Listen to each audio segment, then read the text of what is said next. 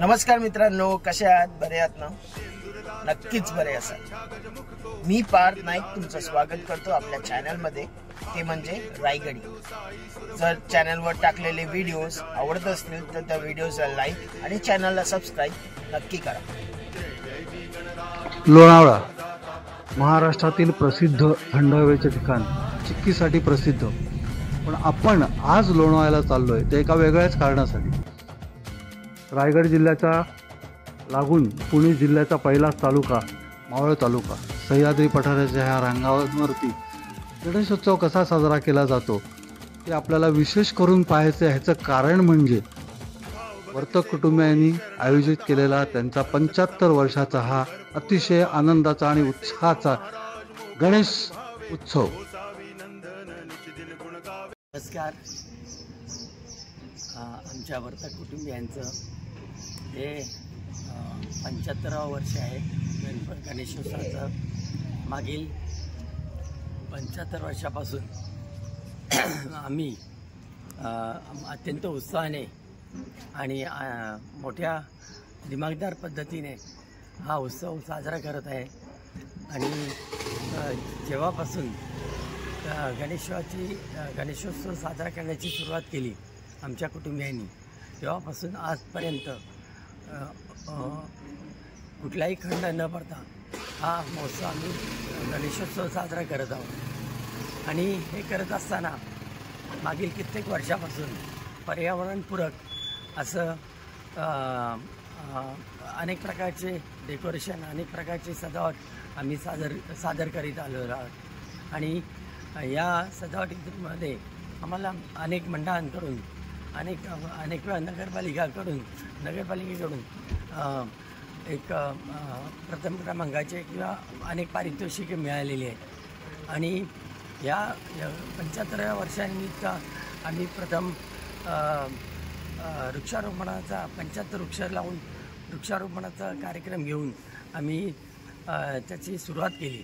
आणि या पुढील 75 वर्षामध्ये अजून अनेक कार्यक्रम आमचं घेण्याचं नियोजन आहे। मग दिवाळी असो, दसरा असो, नवरात्र असो, 26 जानेवारी असो, या प्रत्येक दिवशी प्रत्येक वेळेला एक नवीन प्रकारचं नियोजन, एक सामाजिक कार्याच्या दृष्टीने करण्याचं आमचं नियोजन आहे। आणि त्या दृष्टीने आम्ही सर्व तयारी करत आहोत। आणि या गणेशोत्सवाबद्दल आपल्या या यूट्यूब चॅनलला आमच्या वर्तक कुटुंबियांकडून मनपूर्वक शुभेच्छा। तसेच रायगडमधील सर्व गणेश भक्तांना आणि सर्वांना आमच्या वर्तक कुटुंबियांकडून मनपूर्वक शुभेच्छा। गणपती बाप्पा मोरया, मंगलमूर्ती मोरया। थँक्यू काका।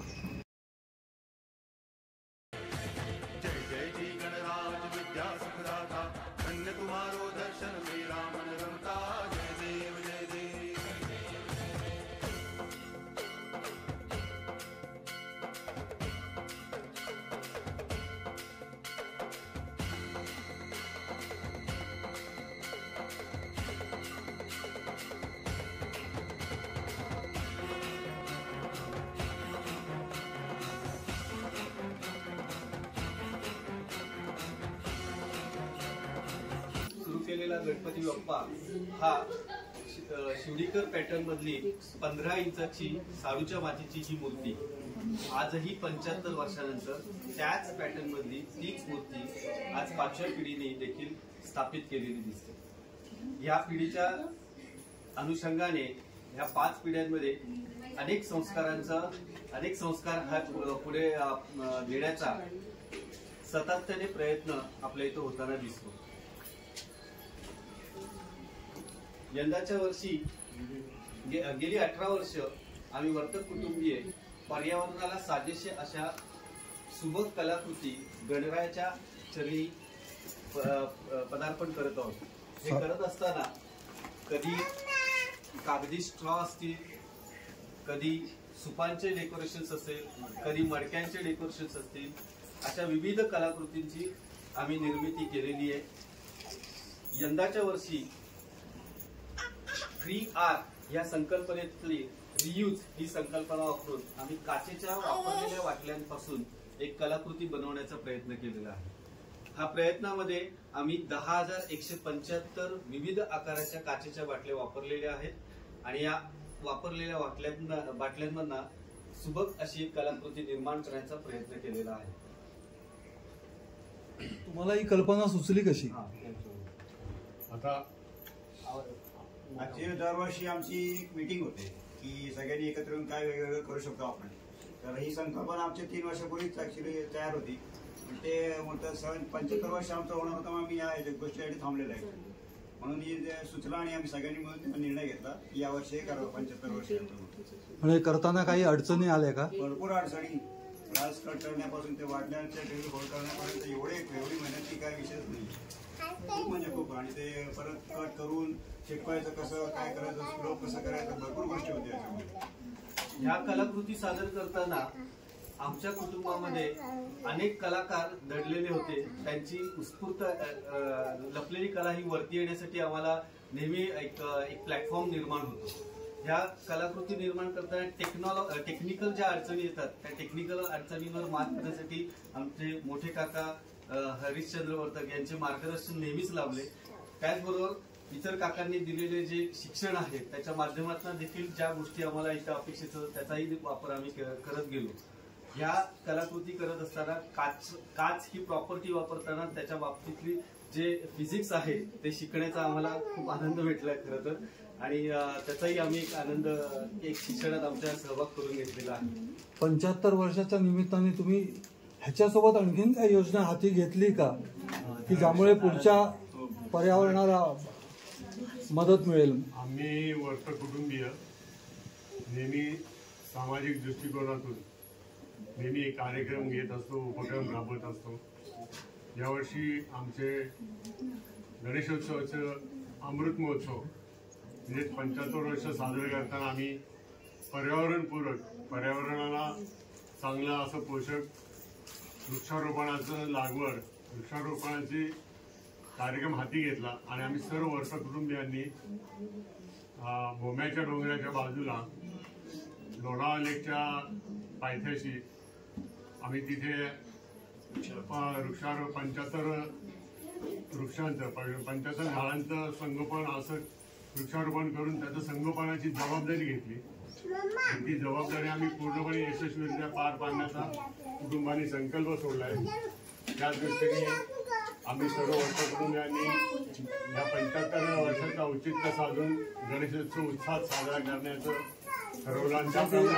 मोठा परिवार आहे वर्तक परिवार लोणावळ्यातला सगळ्यात, तो सगळा एकत्र येतो उत्सवासाठी. 60 जण जवळजवळ असतात. मग त्यांची भोजन जबाबदारी आणि त्याचं व्यवस्थापन तुम्ही सगळ्या महिला वर्ग कसं करता?